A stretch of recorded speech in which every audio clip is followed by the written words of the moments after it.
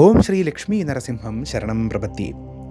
കഴിഞ്ഞ ദിവസം സാങ്കുസിദ്ധരുടെ കഥ പറഞ്ഞപ്പോൾ ഞാൻ നമ്മളുടെ ശ്രീനാരായണ ഗുരുദേവൻ്റെ ഒരു കഥയുടെ ചെറിയൊരു അംശം പറഞ്ഞിരുന്നു.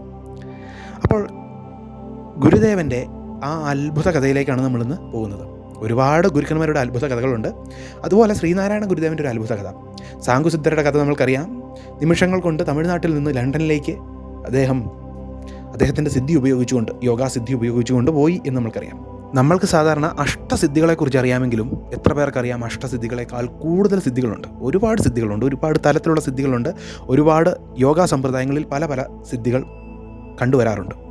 ഇനി അതുപോലെ തന്നെ നമ്മളുടെ ഒരു തെറ്റിദ്ധാരണയാണ് 7 ആധാരങ്ങളേ ഉള്ളൂ. ഒരിക്കലുമല്ല, 100 കണക്കിന് ആധാരങ്ങളുണ്ട്, ചെറുതും വലുതുമായി. വേറൊരു സംശയമുണ്ട്, നമ്മളുടെ ശരീരത്തിൽ മാത്രമേ ആധാരങ്ങളുള്ളൂ. അല്ല, നമ്മളുടെ മൂലാധാരത്തിന് കീഴ്പോട്ടും സഹസ്രാരത്തിന് മുകളിലേക്കും ആധാരങ്ങളുണ്ട്. ഇതൊക്കെയാണ് നമ്മളുടെ ഒരു കോമൺ ആയിട്ടുള്ള തെറ്റിദ്ധാരണ. ഈ അഷ്ടസിദ്ധികളും 7 ചക്രങ്ങളും അത്രയുമേ ഉള്ളൂ നമ്മളുടെ ആത്മീയത എന്നാണ് നമ്മൾ പലരും വിചാരിച്ചിരിക്കുന്നത്.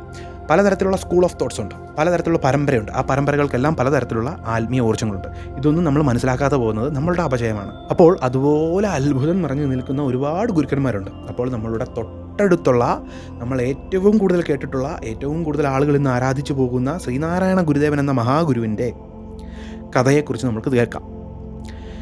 ശ്രീനാരായണ ഗുരുദേവൻ ഒരിക്കൽ ആലുവ അദ്വൈതാശ്രമം പോയിരിക്കുകയാണ്.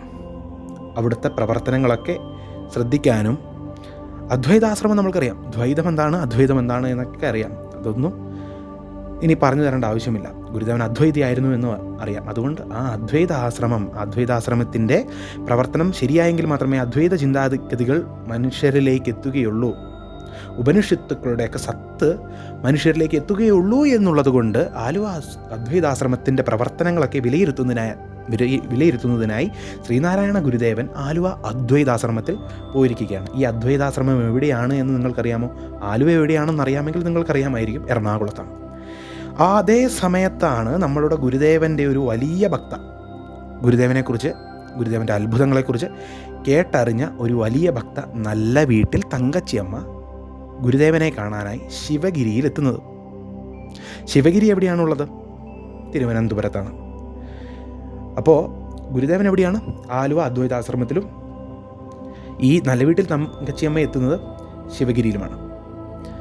ഈ നല്ല വീട്ടിൽ തങ്കച്ചിയമ്മയ്ക്ക് കാഴ്ച പരിമിതിയുണ്ട്, അല്ലെങ്കിൽ കണ്ണിന് കാഴ്ചയില്ല.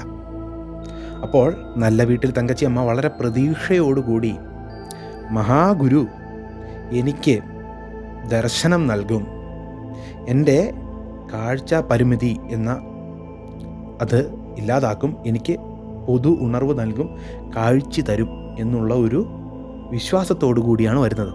പക്ഷേ നിരാശയാണ് ഫലം. അവിടെ എത്തിയപ്പോൾ ഗുരുദേവന് സ്ഥലത്തില്ല. ഗുരുദേവൻ ആലുവ അദ്വൈതാശ്രമത്തിലേക്ക് പോയിരിക്കുകയാണ്.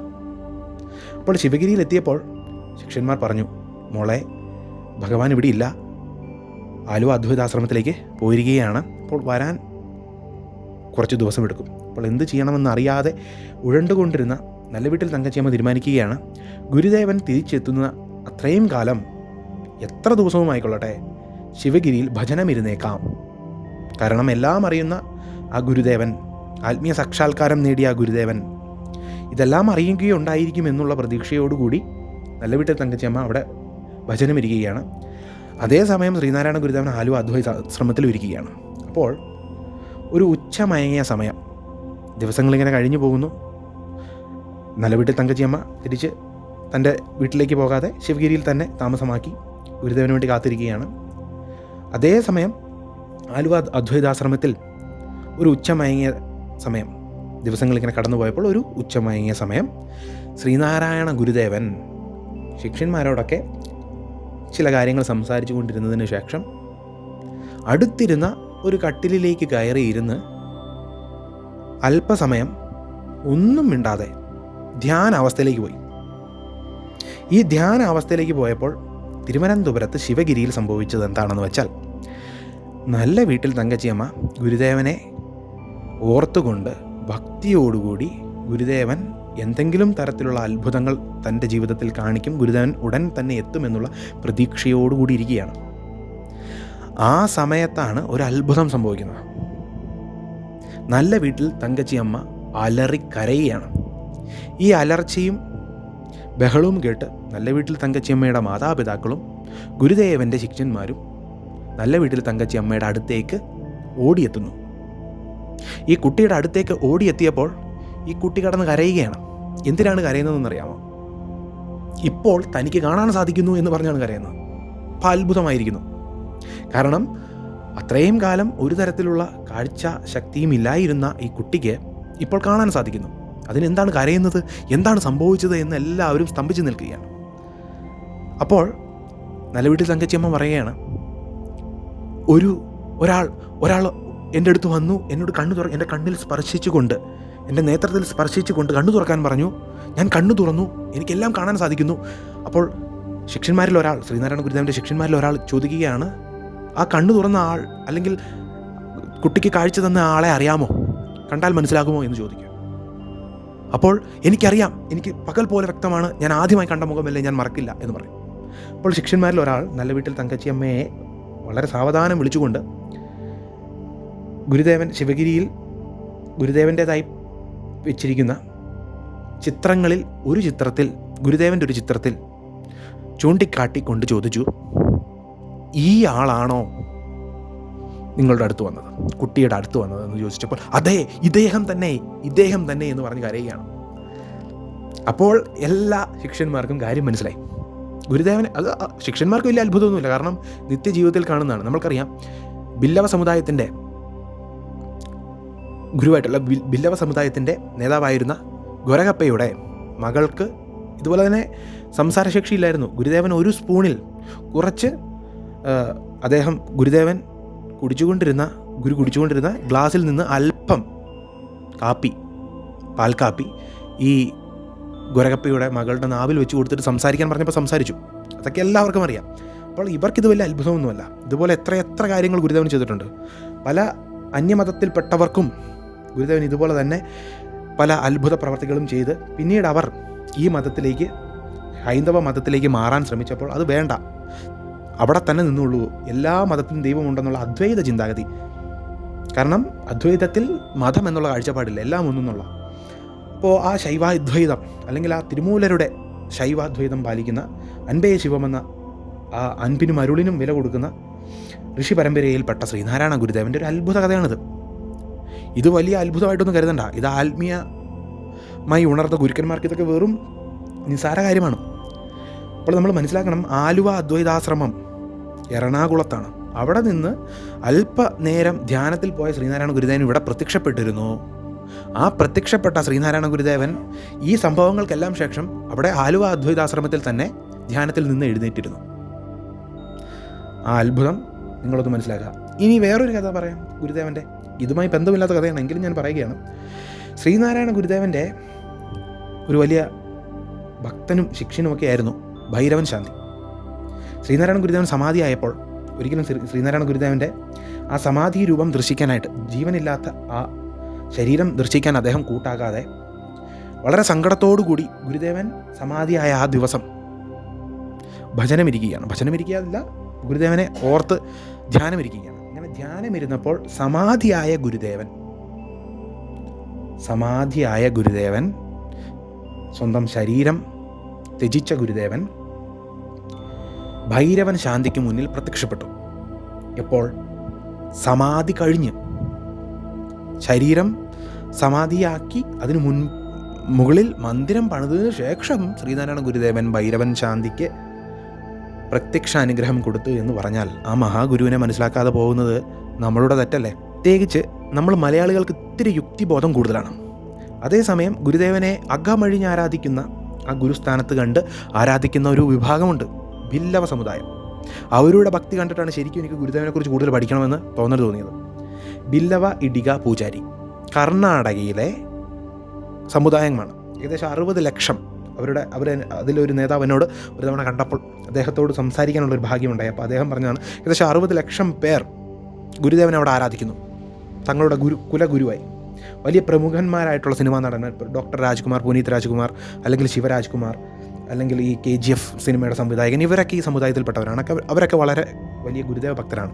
അതുകൊണ്ടാണ് ഈ കർണാടകയിൽ മൂകാംബികയിൽ പോകുമ്പോൾ, കൊല്ലൂർ മൂകാംബികയിൽ പോകുമ്പോൾ പല ഹോട്ടലുകളിലും പല ജീപ്പുകളിലും ശ്രീനാരായണ ഗുരുദേവൻ്റെ ഫോട്ടോ നമുക്ക് കാണാൻ സാധിക്കുന്നത്.